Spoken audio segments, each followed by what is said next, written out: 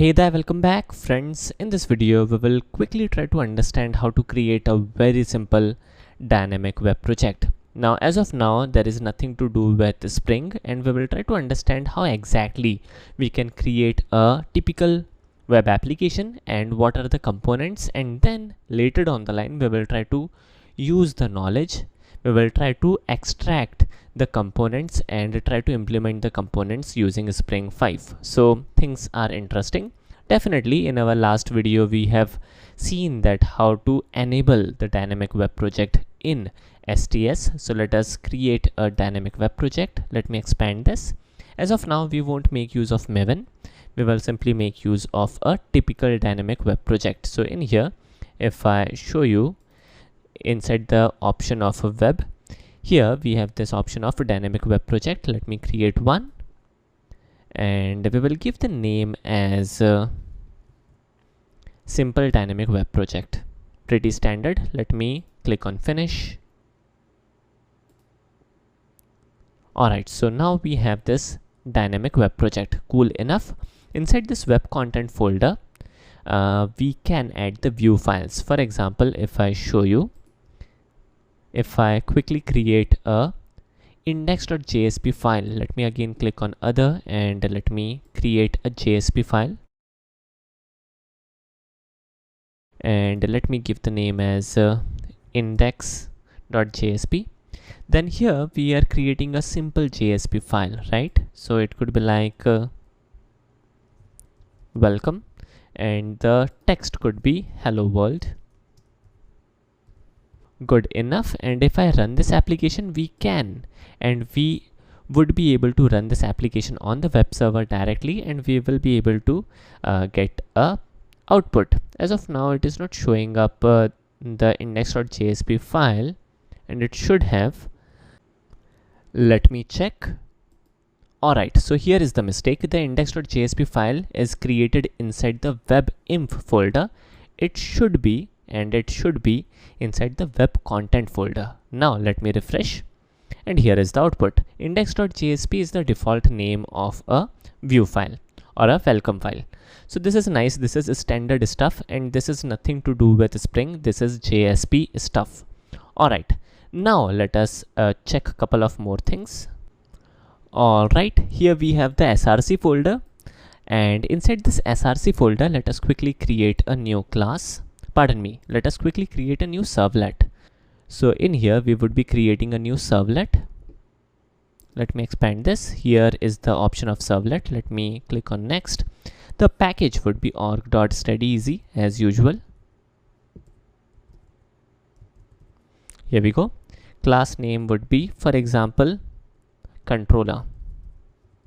Alright, things are looking good. Let me click on finish. Here we go. And let me get rid of anything and everything from here. And indeed, let me do one small little thing as well. Do post method, we don't need it. Let me make things as simple as it can be.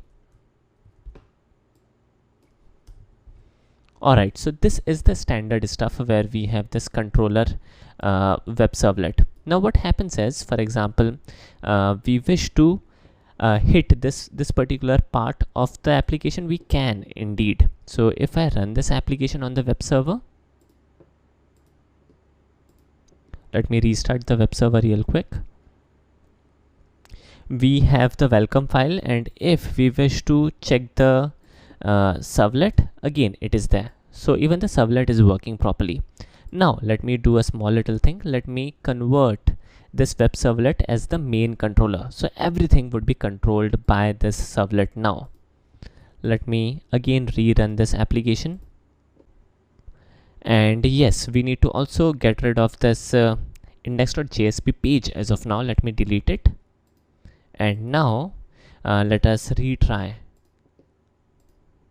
And I'm pretty sure that it will give us a proper output. Here is the output, and this content is being generated by this controller. Let me show you. So this line is generating this text.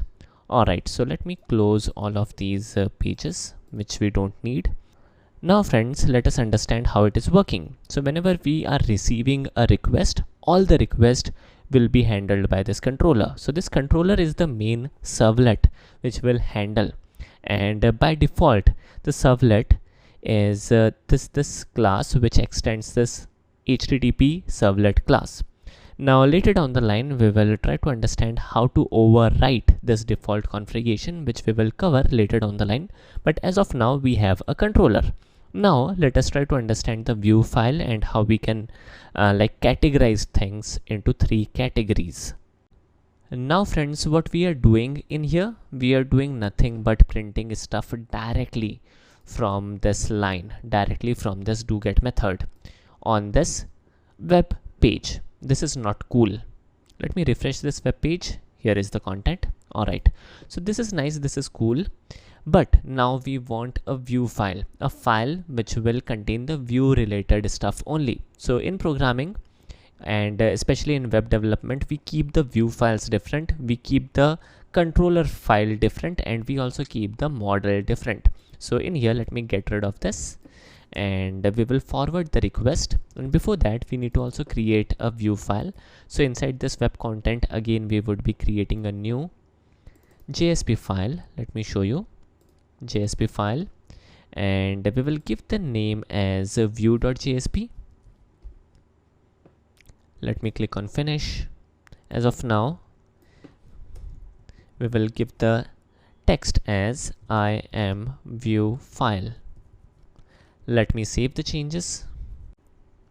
Alright, so this looks good. Now let us navigate to controller. Let me expand this, and in here we will do what? We will do a very simple thing, which is request dispatcher, and we will dispatch this request to view.jsp. Now as of now we are doing the JSP programming, but don't worry, we will catch up with Spring MVC very soon, and I will show you the relation and how exactly we will do the same stuff with Spring. So that will definitely help you out in long run. And we will forward the request and response objects, and I suppose that's it. Let me rerun this program. Let me refresh the web page. It will take some time. In the background it will reload the context. Let me refresh again, and here is the output. I am view file. Great. So we are able to view the view file. Nice. And as of now, what is the way of handling things? All the requests are handled by this controller, and controller is controlling the request. It is forwarding the request based on the requirement. And whenever we make use of a controller, the default controller servlet is a class which extends HTTP servlet. And then definitely there is this annotation again, which will give us the URL patterns. For example, slash means that every request will be handled by this servlet. If we add some text here, then the URL for the servlet will change. Alright, so that is something which we will again see in a greater detail in our forthcoming videos. But as of now, controller controls stuff, view file display stuff. That's it. Now for example, we wish to display some data in the view file, right? And this data could be like specific formatted data. For example, some person, right?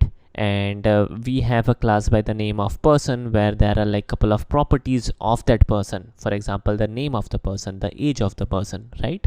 So how to handle those things, how to like display the values on the view file, and what exactly is the data is something which we will check in our next video. And then definitely we will relate that what is view, what is what is controller, what is model. So model view controller is something which I intended to teach you first of all before jumping towards Spring MVC. Alright, so that's it for today. In our next video we will continue our journey and we will try to check the model as well, and then eventually we will start with Spring MVC. Alright, so I hope you guys enjoyed this video. Thanks for watching. Have a nice day and take care.